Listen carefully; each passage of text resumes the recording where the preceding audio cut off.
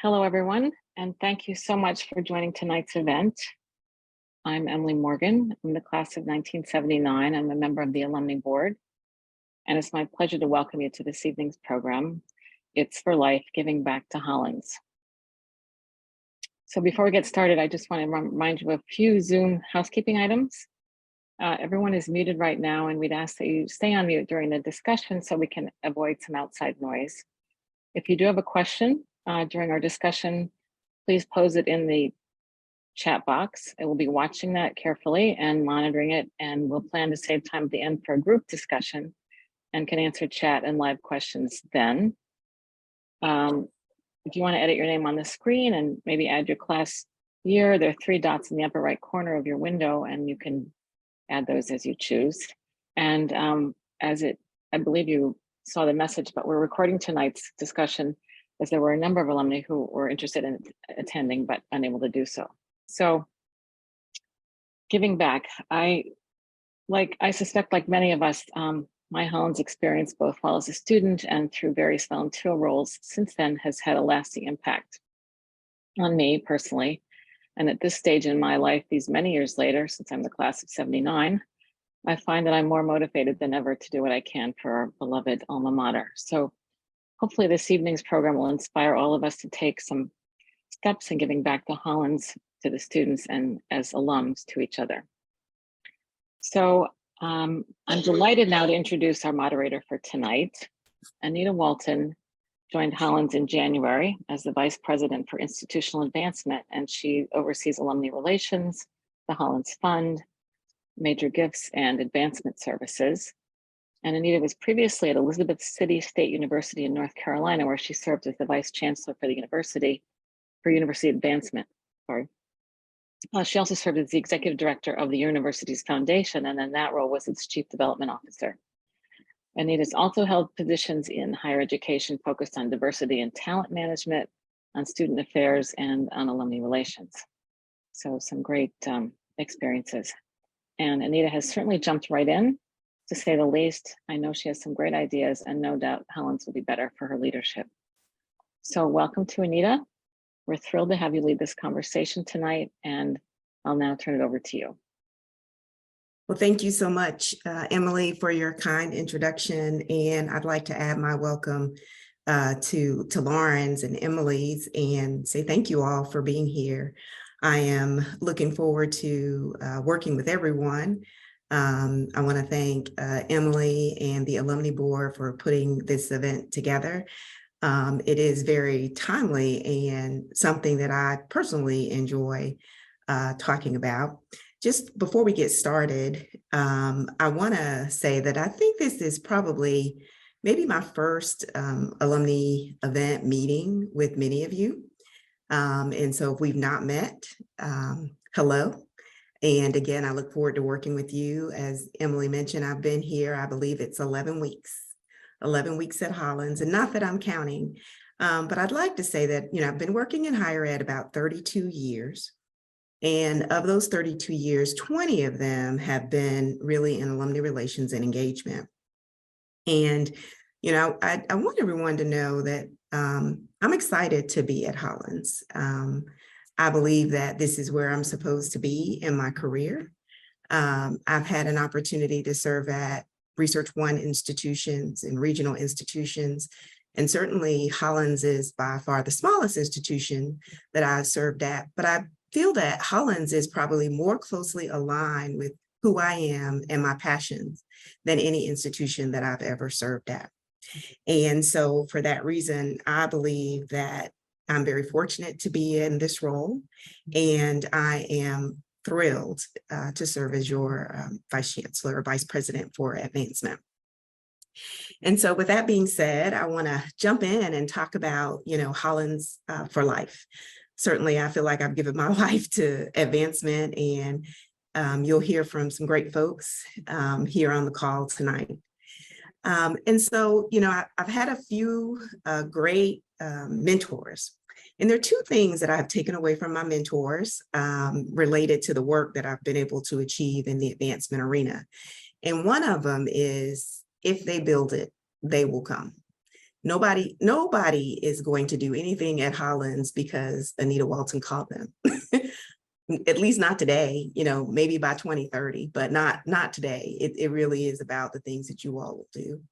And then the second is there's nothing more powerful than the peer-to-peer ask, because you know how to ask, you know how to cut right to the chase, and you know who to ask. And so I want to kind of bring us into the conversation with those two things. In addition to that, since I've been here and working with Lauren and the team, she shared that we have over 200 volunteers for Hollins. That's incredible, really powerful. It allows us to really expand our reach. And we can't even begin to monetize all those hours, but we do want to share that, the Philanthropy News Digest has indicated that this year volunteer hours are $29.95 worth. That's almost the price of eggs. But that's every hour. So just think about that as you're thinking about your time and what you give to Hollins. And so there are three areas that we're going to talk about tonight over the lifespan of Hollins alumni. And that is time, talent, and treasure. And how you choose to share that piece of yourself with Hollins very much depends on what's happening with you personally, professionally, connection. Sometimes it's even geography. Finally, you should know that Hollins is already ranked very high for its alumni network, 5th, according to US News. 5th. I think you should give yourselves a hand.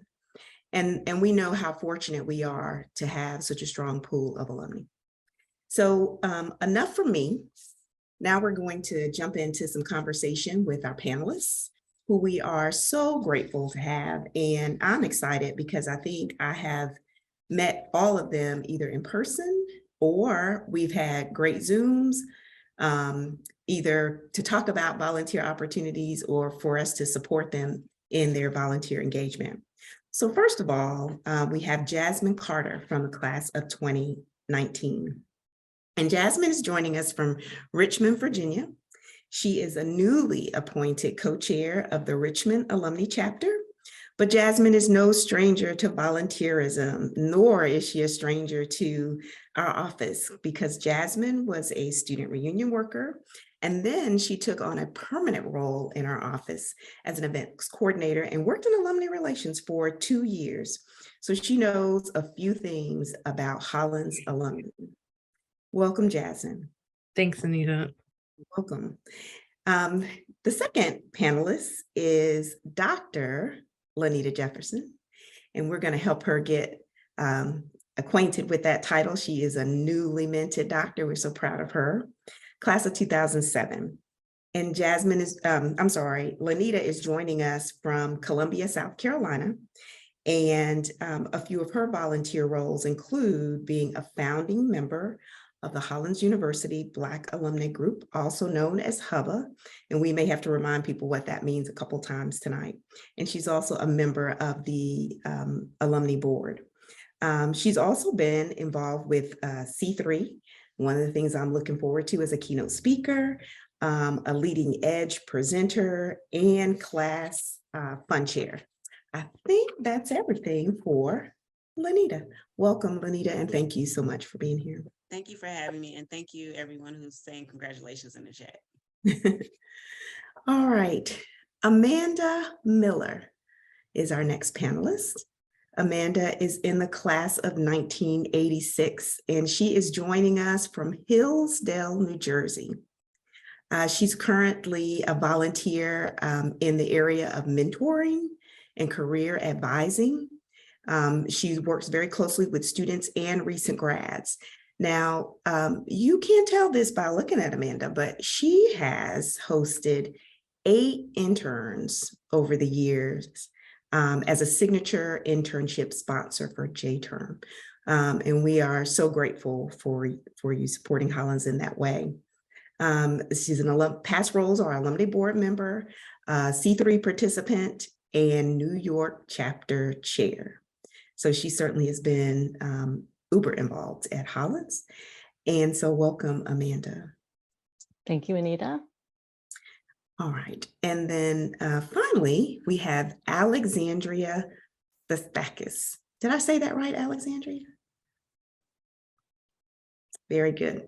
Class of 1978.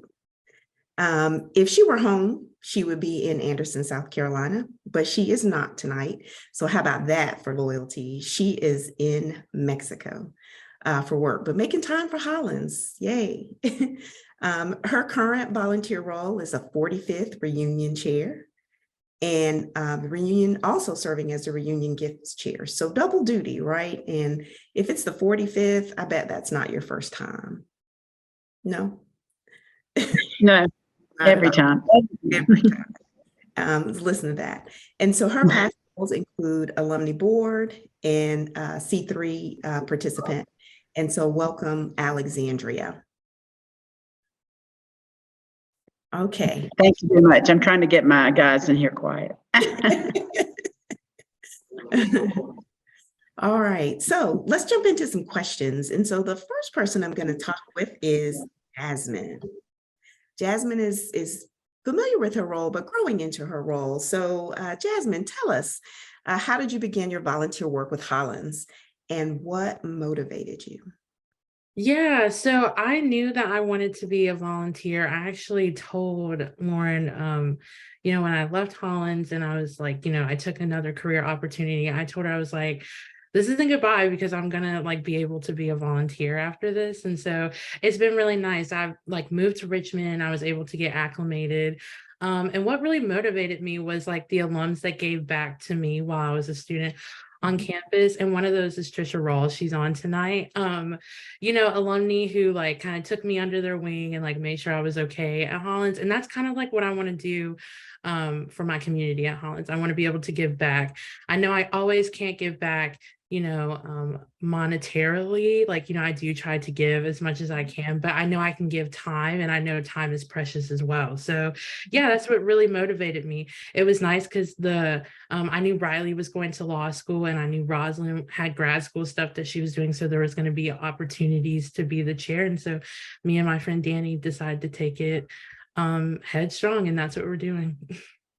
So you've kind of spilled over into my second question because we met my second week at Hollins when you and your co-chair hosted this phenomenal J-term dinner. What do we have, 30 people there? Yeah, it was a lot. Yeah. That was a lot, right, for Richmond. And so, clearly you are leading one of the most active regional chapters. And so thank you for that. And you told us why you kind of got involved with Richmond. But let's talk a little bit about maybe how you come into the role with fresh eyes and this energy to kind of bring people to the table, because there were folks at that table from current students to, 20 years out. I like to say that I come from an advantage. So I definitely learned everything I need to know about Hollins Alumni through working reunions, working very closely with Lauren. So I kind of have an idea of how we can get engaged and what events will draw people to come. The other thing is just kind of learning from the folks that live here. I'm always a person that will take advice, take ideas from folks. So if folks have a lot of alumni in the area have told me this works, this hasn't worked, and just trying to navigate what works.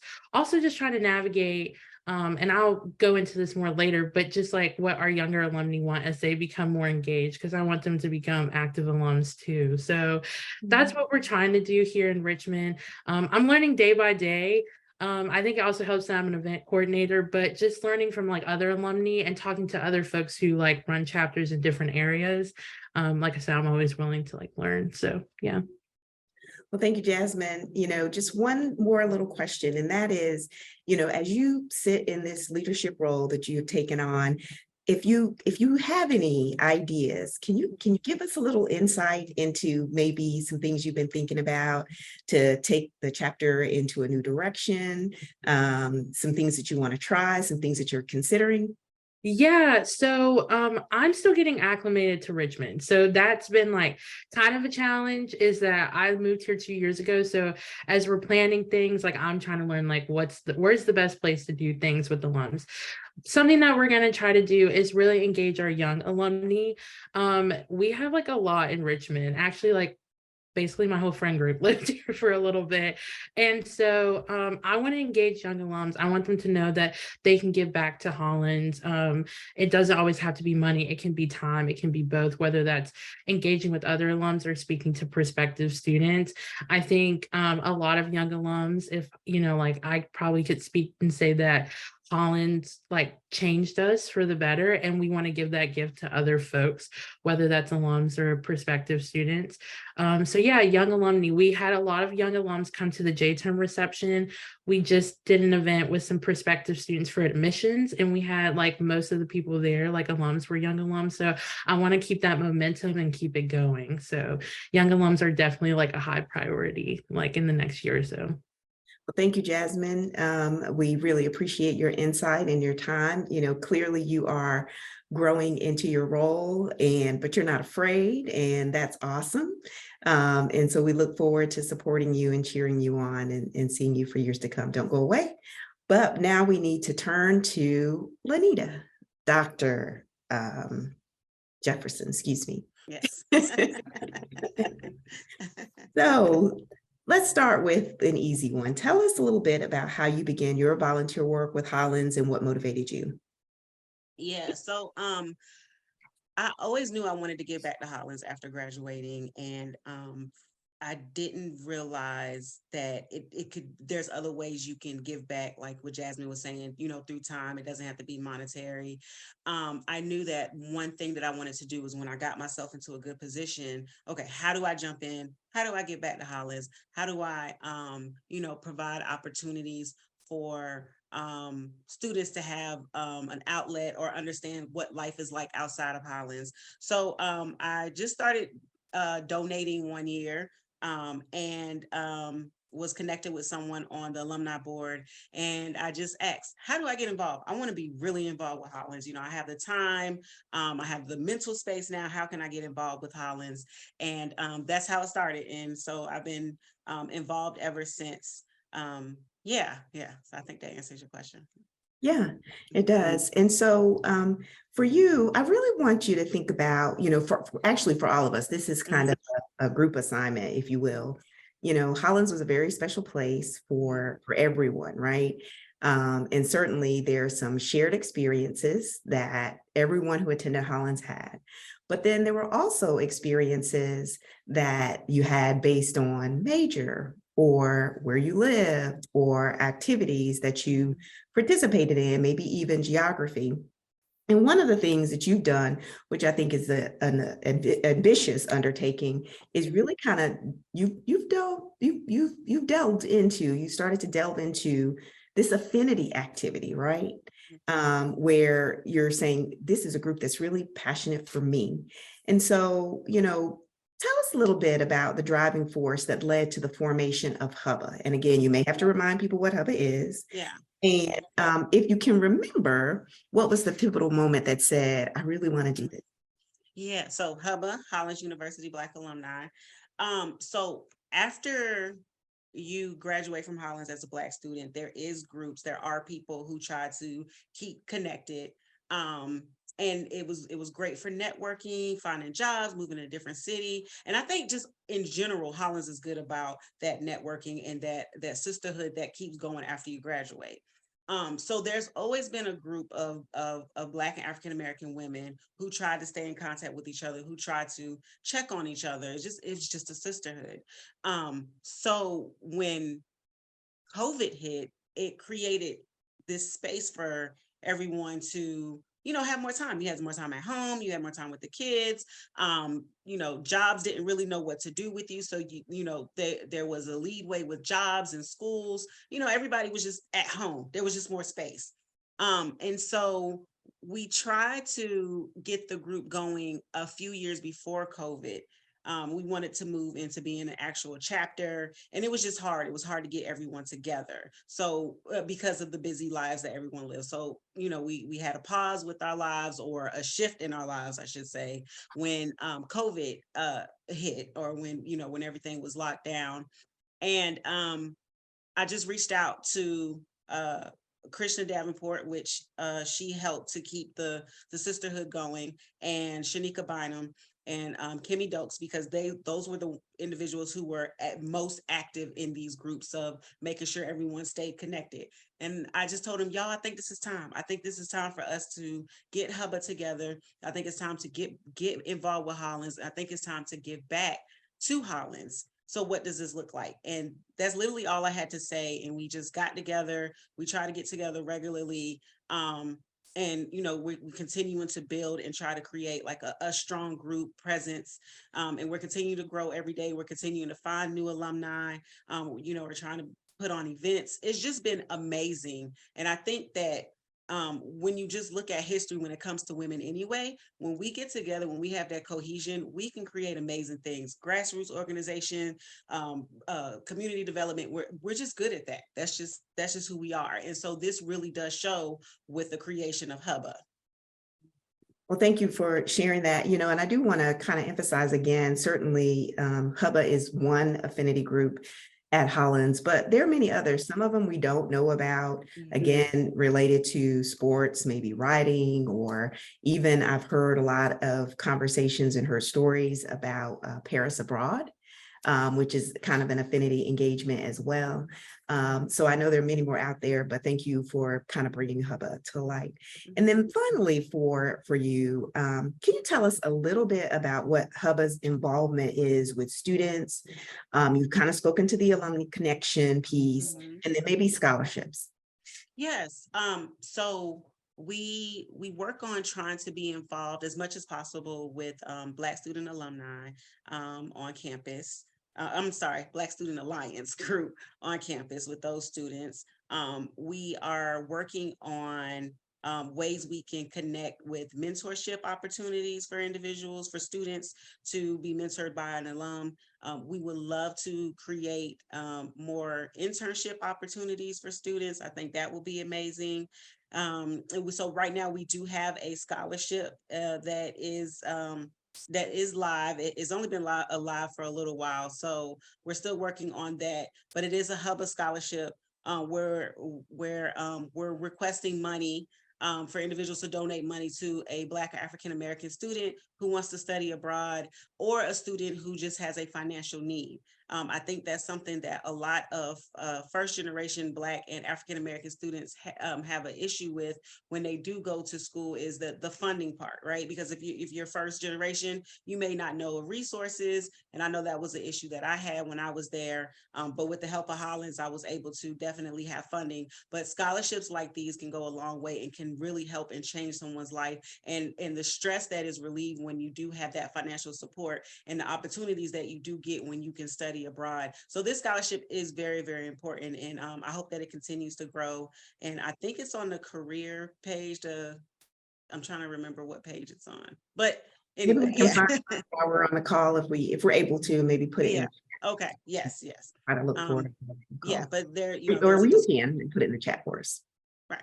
You know where to find it. So, well, thank you for that. Again, your engagement certainly has demonstrated all three: time, talent, and now you all have moved to treasure in the life cycle of your area of engagement, which is what we're talking about here this evening.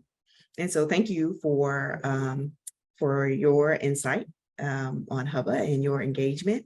And so don't go anywhere. We're gonna move on to our next person, Amanda. So Amanda is with us. I've talked a little bit about her work, but I have to ask you the same question that I ask everyone else. And that is, how did you begin your volunteer work with Hollins, and what motivated you? So I have to say that the foundation for my volunteer work was really put in place when I was still a student at Hollins. I worked in the admissions office. I was a tour guide. My senior year, I was in charge of the tour guide program. My senior year also happened to be the year of the Great Flood. I think a lot of people are familiar with. I know I have at least one classmate on the call. I went all the way back home after classes were canceled, back to Toledo, Ohio. got a call from the admissions office the next day. They said, the sun is shining. We have students showing up on campus who need tours. Would you consider coming back? So I essentially worked in the admissions office for a month, interviewing students, organizing events because the dining hall was closed. So, that desire to talk to potential students and, shape their lives for the upcoming years was strong then. And, as we've heard with others, I have had a tremendous desire to give back to Hollins because Hollins has given so much to me. I was a scholarship and financial aid student when I was at Hollins. I was able to go to Paris despite the fact that I was a scholarship and financial aid student, and I've wanted to provide other students with that same opportunity. When I moved to New York City with my 2 suitcases, the confidence to do so came in part because I knew there was a whole community of Hollins people waiting for me. So I was pretty eager to jump in and get involved with them. And it was a short journey from participating to planning. And then it just kind of snowballed from there.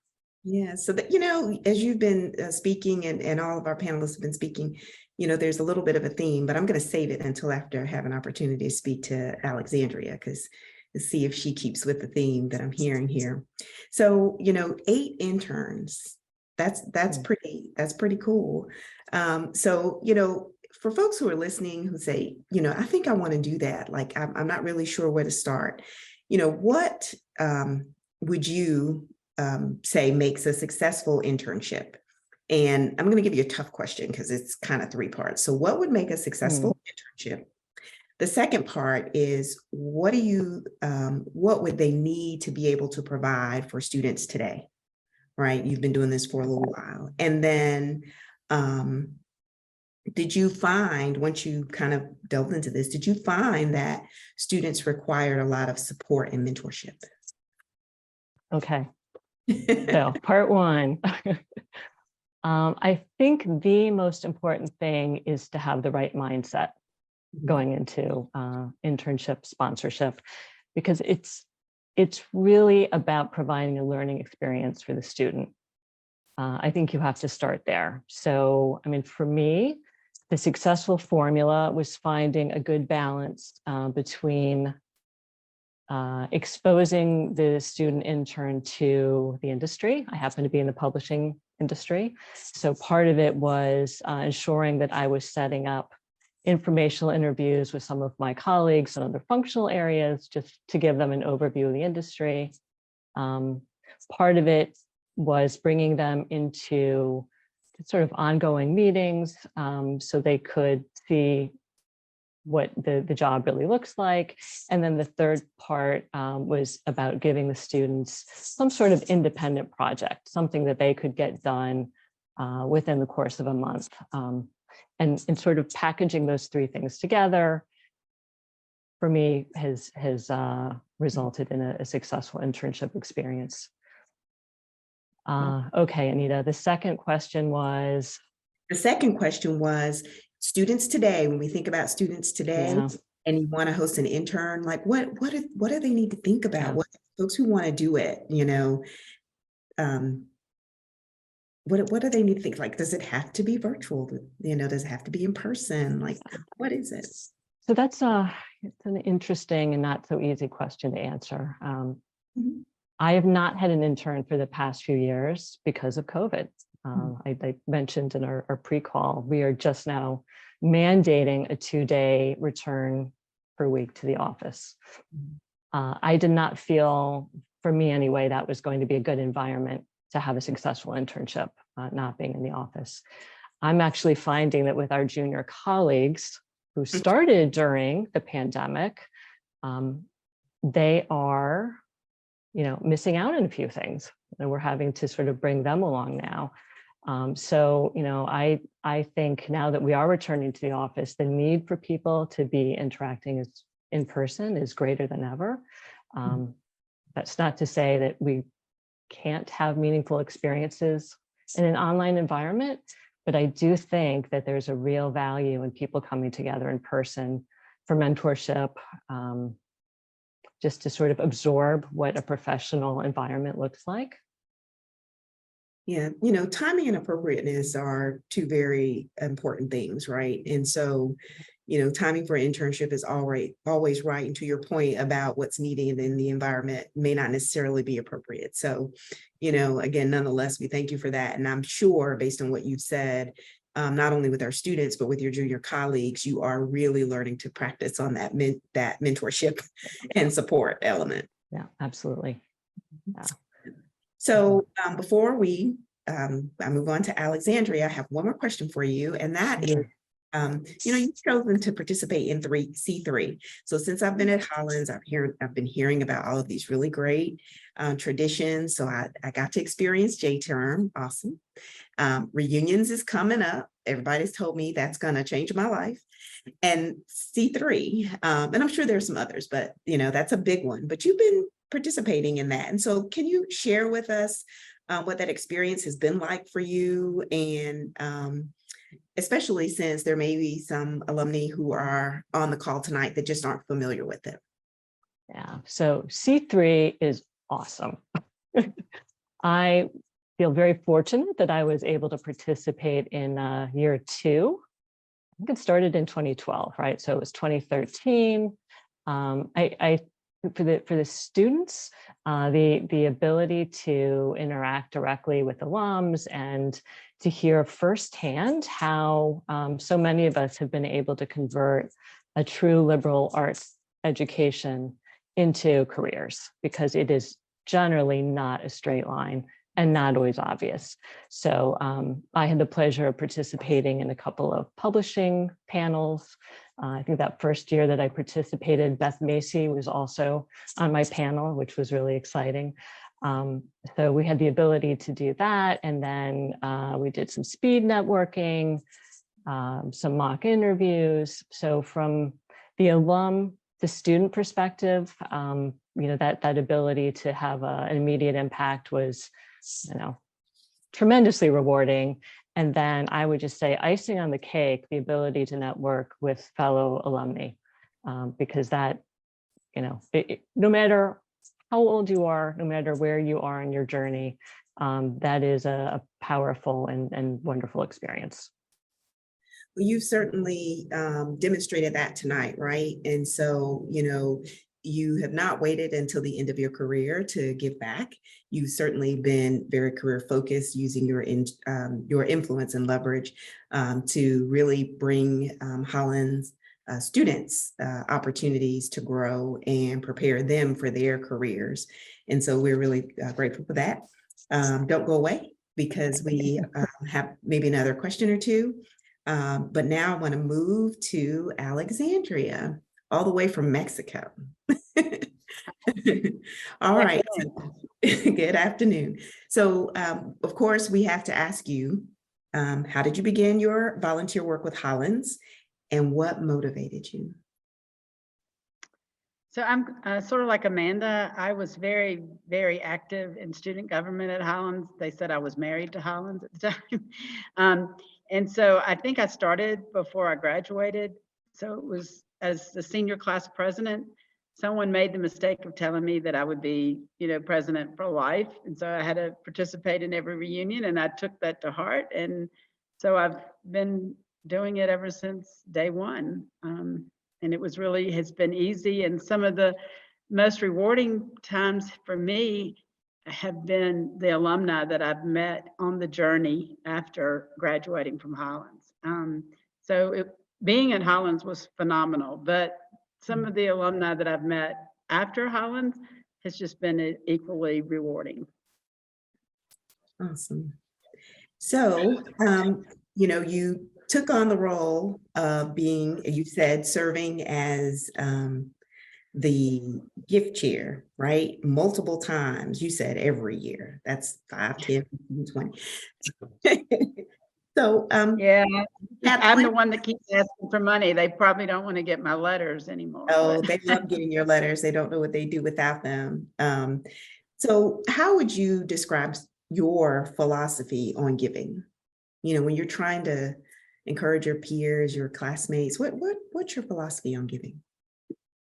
So what I try to encourage the classmate is more, especially when we were just starting out, that it was equally important to have participation, no matter the dollar amount, as Yes. it was to have big donors. So most people feel uncomfortable giving small amounts of money. They don't think it's significant enough to make a difference.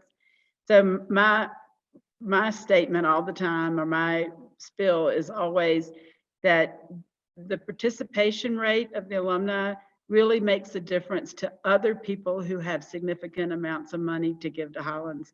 And so we should try to just boost our participation. So every reunion, the number that I'm probably most proud about is the participation level as much as the dollar amount. Because we have a couple of big donors in our class, so sometimes we get pretty high up there, but it's really, to me, more important to keep the connection. And to me, if you give $1 or you give $10, you'll feel connected. Absolutely. I mean, you are singing my song, music to my ears, right? I mean, I really didn't pay her to say any of that, right? So we are really grateful for that. So question for you. You know, there's this term called donor life cycle. People have probably heard it. It's like, I don't really know what that means, right? Am I But getting this question because I'm the oldest one? Yeah, I'm just kidding. I'm the most senior alumni on, well, on the you panel. know, certainly you I've are. had the most life cycles, I guess. Well, you're trying, it's a part of the time, talent, and treasure, right? A lot of people feel that they Yeah, need to wait until, you know, they're more established, until they've done all these things before they can really give to Hollins. And you've already said it, right? You give $10 and you're connected. You know, the power of the small gifts, you know, from everyone. So, you know, when you think about the term donor life cycle, which is really kind of more about giving, it is usually about giving, which may be influenced by one's personal life stages, what's going on, right? And with your experience as both reunion chair and reunion gift chair for your class over many years, what advice would you share as it relates to giving back over the course of one's own life cycle? So you're going to bring it home for us. okay. So I think that the giving life cycle probably follows the participation life cycle. I mean, I'm not a parent with children, but I did take my niece to one reunion weekend. But I think that, you know, when you're young, you have a lot of other things that you would rather spend your money on, or maybe your time on. And then you start reconnecting with some of your Hollins classmates. And so you want to come back for that 10-year reunion. And when you come back to reunion, there's always a little push to give. And then you start having those kids, and you've got baseball games, and then you've got graduations, and you've got all these other things. And so the life cycle says, leave me alone for 18 years. Let me raise my kids. Amanda's a little different. I just love the fact that she keeps giving me. She's got that beautiful daughter. But I just think you just go through those life cycles. And I kind of made a decision early on, because there was a period of time when I didn't have a lot of financial resources for personal reasons. And so I had to kind of step back and not give as much money. But that's about the time that I joined the alumni board.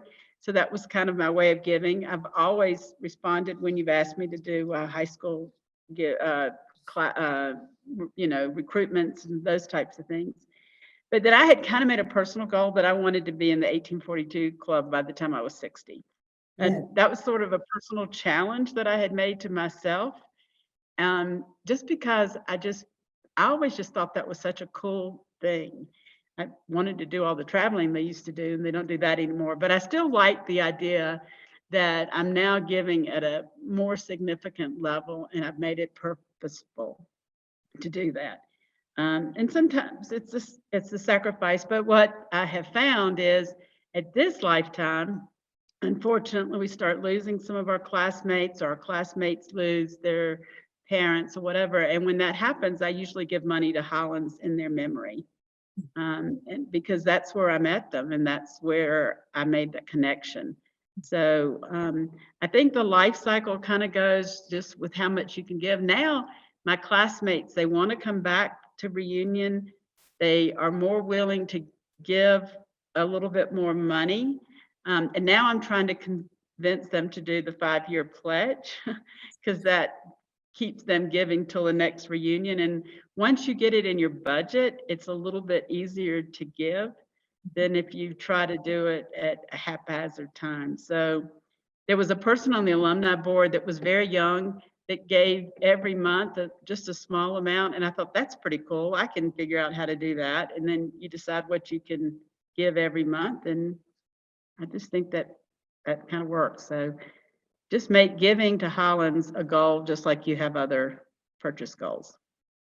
That's what I say. It's wonderful. And thank you so much for all that you've been doing and your consistent support and the message that you're sharing here tonight. And so my manager has said I have time for one more question. And so panelists, we just have one more question, and then we have an opportunity to speak with our audience to see if they have questions before we wrap it up for the evening. So the question for each of you is, what advice do you have for someone who wants to get more involved but doesn't know how to get started? I want to be more involved, but I just don't know how to get started. And so I'm just going to call based on who I see on the screen. And so my first person is Amanda. Yeah, I would say if you have a local chapter, get involved. It is really the best on-ramp. Again, start by just attending a few things, do some networking, ask some questions, see what other people are doing, find your place. Yeah, great. Don't do like Jasmine and go sign up to be the chapter president. Just go to the meeting and participate. So Jasmine, how about you? Yeah, exactly what Amanda said. Go to events, network with folks. I would also encourage them to reach out to the alum office. You may not be sure if there's like a chapter in your area or if there's other small groups that get together. A lot of folks get together and go to happy hours and stuff. So yeah, just reach out to the office and see how they can help you get connected with other alums too. All right. And Lanita. I'm sorry, Dr. Jefferson. Yes, definitely get involved with in the chapters in your area. Read your emails. I know that's hard. I know we're busy, but read the emails that come from Hollins. There's lots of good information in there. Or ask one of your friends, ask somebody that you know that may be involved with Hollins, or just ask and you may be able to find, a trail that will lead you to the information that you're looking for. And then finally, Alexandra. I think you need to make sure you're keeping your address and your email and your phone numbers updated, because we do lose people.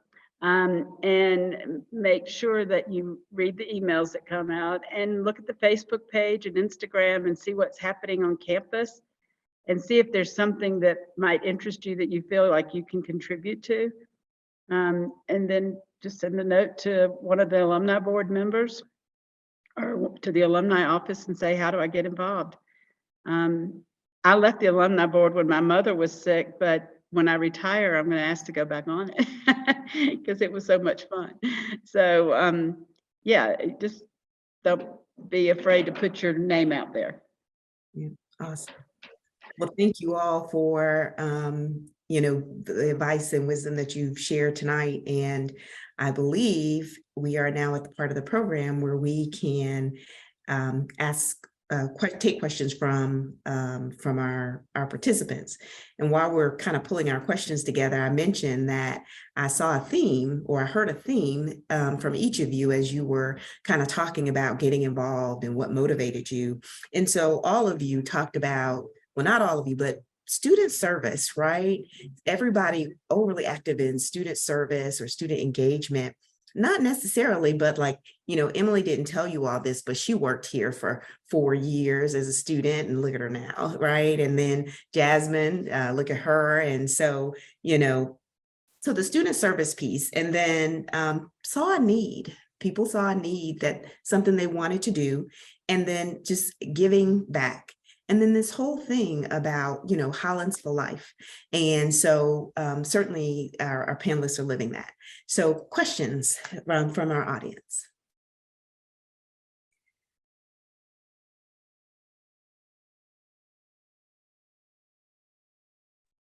Am I reading? Hey, Alexandria, this is Robin Rothrock. Your classmate. I was gonna say, I know. I was gonna say hey to you before we hung up, Robin. How are you? I'm good, thank you. How are you? Good. It's so nice to Good. see you, Alexandria. So thank you so much for representing our class. I think that you really spoke truth to power in terms of the bricks and mortar that are required for engagement. And that's making sure that, you know, name, email address, and phone number are in place and up to date. And then also, I personally love your emails and your letters, so keep them coming. But I think one thing that's important when it comes to thinking about giving to Hollins, it goes back to a theme that you mentioned in particular, and that is of constancy. You know, when we were all poor, starving graduate students after in graduate school, I mean, we had like no money, right? So the only thing we did was show up. We showed up and we had our $100 or our $50 or our $25 to the annual fund, but we always were there. And those connections that came from going to reunion and staying in touch, you know, those bonds that were forged really truly 49 years ago when we all arrived on campus and then graduated in 78. I mean, the dollar value of what we contribute varies depending on where we are. But that constancy of commitment is what we need to continuously reinforce. And that can be by participation, you know, either on the board, local chapter, fundraising, you know, the career network. But I really want to thank you for your ongoing service. You're awesome. Thank you for being president for life. But then also, you know, it just comes down to showing up in any way one can do so. So thank you, Alexandria. Thank you, Robin. Other questions? Thank you. Actually, this is Trisha Rawls. I have a question for everyone as to, yes, the best way to get involved is through local chapters and stuff like that. They, you know, other alums pull you in. But how do we help those that don't have a chapter become involved? You know, there might not even be enough alums in their area to start a chapter, but how can we help them become involved at the same time? Actually, this is Robin again. I have comments. One of my dearest friends in the entire world is Susanna Methvin. And Susanna lives in Tulsa, Oklahoma. And she and I have had many conversations reflecting on there are not many Hollins alums living in Oklahoma. There are a lot in Texas, but maybe not in Oklahoma. Mm-hmm. And so it was something that she struggled with. I'm not sure quite how she resolved it, but I can tell you from the perspective of showing up for your Hollins sisters, Susanna and I have been connected for a gabillion years, right? I love Susanna from the bottom of my heart. Susanna and I have had weekly conversations. We started the weekly conversations in 2020. When she had started a new job in Tulsa, she was the chaplain of, I forget the name of her place, but it's an extended care place. It's a retirement kind of place, St. Simeon's. And Susanna and I have had a conversation every week since mid-2020. And so in terms of staying connected to your Hollins sisters, pick up the phone. send an email, drop a yeah. text. Yep. It's just that easy, and it can inspire. You can get a list of your Sure. classmates from the school. They'll send it to you, and it has addresses and it has email addresses, and it's just not hard to do stuff like that. And even not when it's not reunion time. I don't You're remember. absolutely right. I don't remember how our class started it, but we have a Facebook group that's just us, and We do and too. stay connected through that. And then if you really want to get connected to everybody, volunteer to write your class letter. That will I've connect done you. that. That'll I do guess, it. I guess what you're saying is an easy way for those people who want to be involved but are by themselves to start with their class first Yeah. instead of a chapter. Start with their Exactly. class members first. Yes. Well, there's so many places. I mean, South Carolina doesn't have any chapters, I don't think. Maybe Columbia, but I never Well, get anything from them.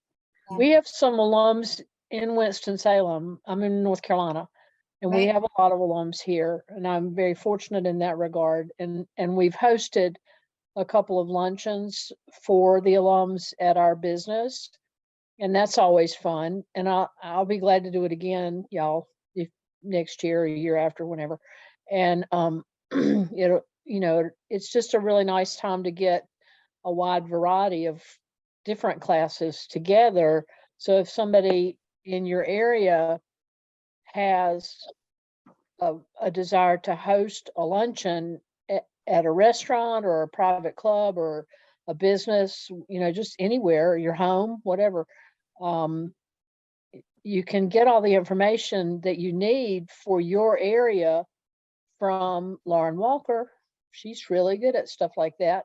And she stays in touch with you, and she helps pull everything together. And it doesn't really, not that that's necessarily a big deal, but it doesn't really cost you anything unless you want it to, because the school will reimburse you for the meal and stuff if you want them to. So it doesn't have to be fancy. We just had sandwiches and stuff, and it was a deli thing. It was fun, and everybody came, and Mary Dana came and talked to us, and I forget the other lady's name that came the last time. I'm sorry, I don't remember her name, but we May I just had a lovely time. Well, Yeah. so many wonderful ideas, right? I don't want to stop the flow of information, but we only have a few more minutes, and one of our panelists has May her. I pop in? May I pop in here as Sure. like one of the older alumna of the group? My name is Mita Vale. I'm the class of 72.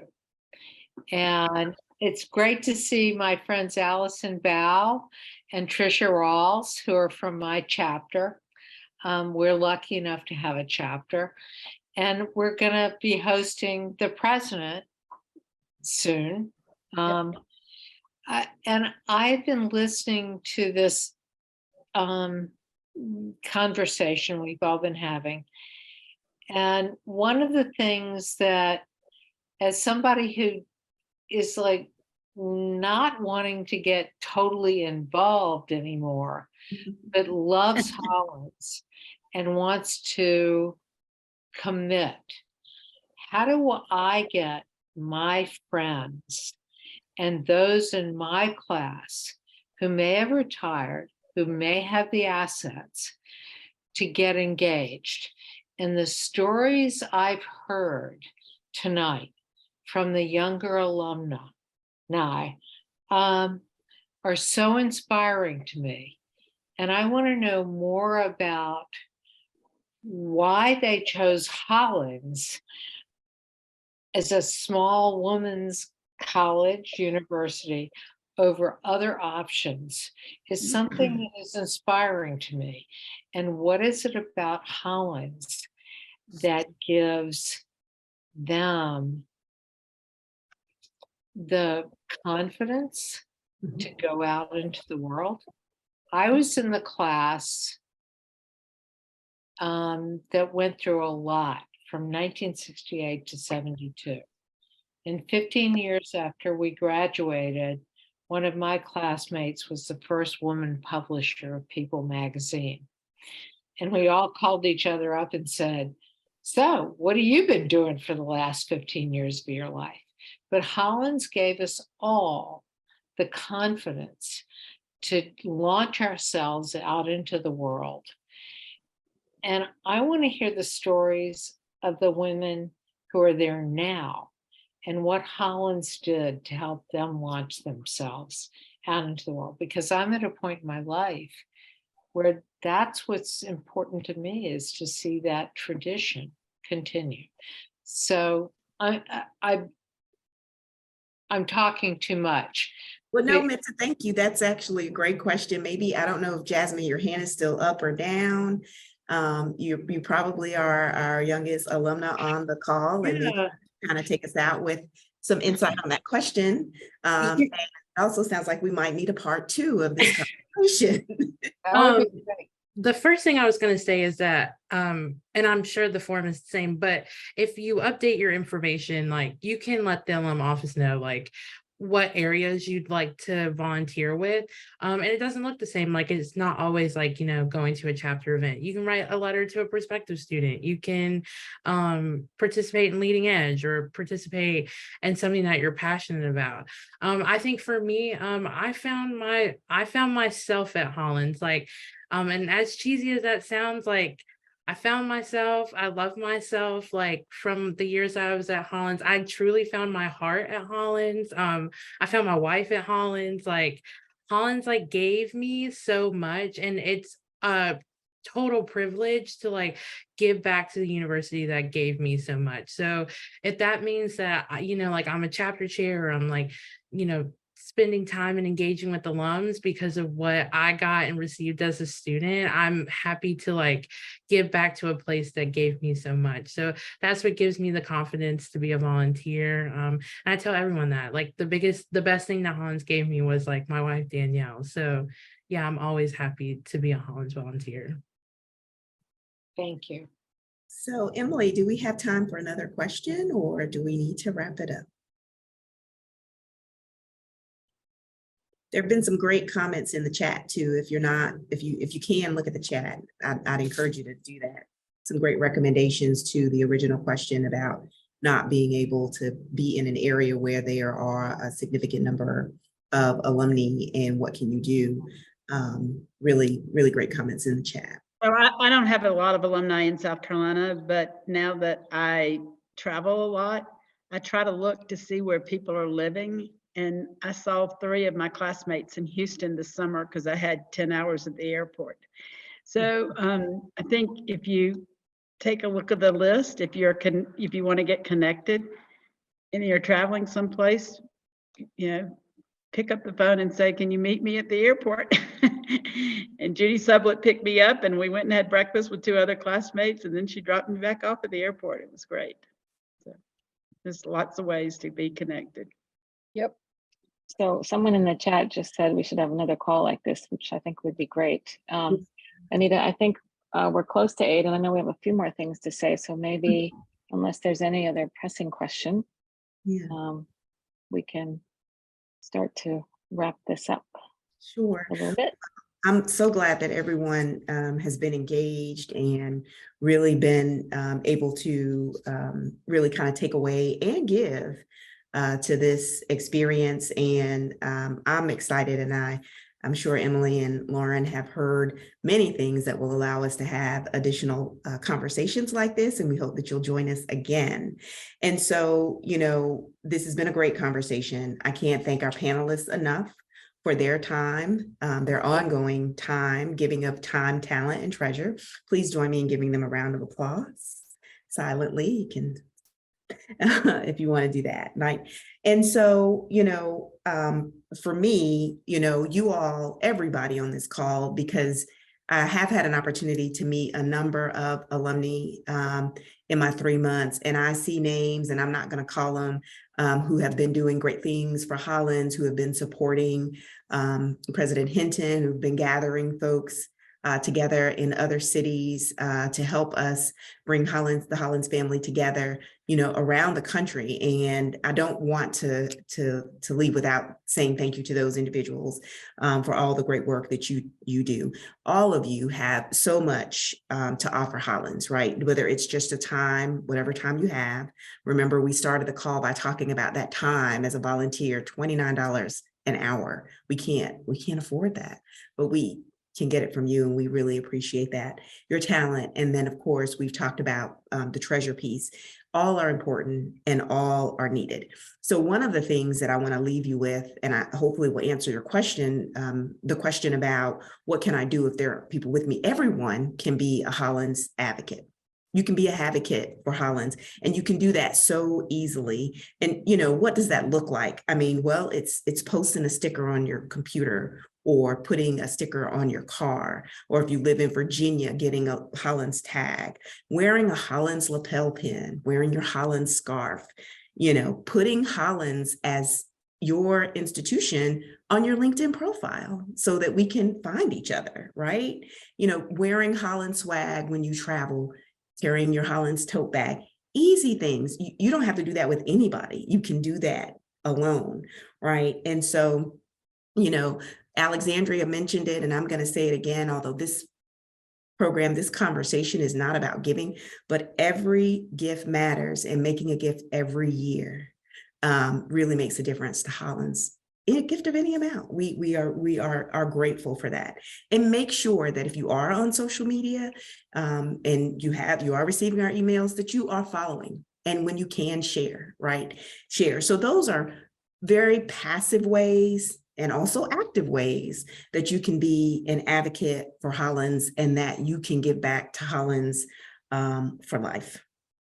And so at this time, I'm gonna, I guess, pass it on to Lauren. Are there any final announcements, or Emily? Lauren, I'll just say thank you so much to everybody. I think this was a great hour, and would love to see some more time spent on this. And with that, I'll turn it over to Lauren. No, it's been really, really fabulous. I'm just bursting with excitement and enthusiasm for the great work that we've done, the great work we'll continue to do, and for each and every one of you all.